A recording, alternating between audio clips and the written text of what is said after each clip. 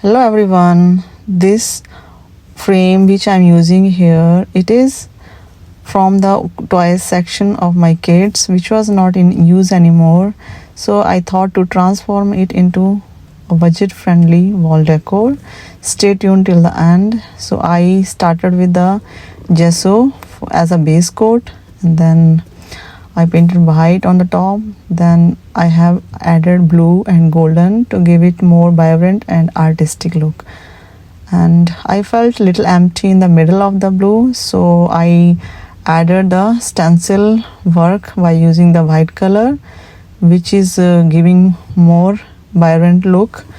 And make sure that when you are using the stencil, keep the color dry so it doesn't leak the ink on the other side and ruin the design. So here I'm using terracotta pots to give it more natural look. So here I'm using the sponge and I have cut it according to the size of the terracotta, and it's easy to make it and not that very expensive. And the important part of this video, I like it, is it's budget friendly and you can turn this piece into a handmade wall decor in your according to your imagination.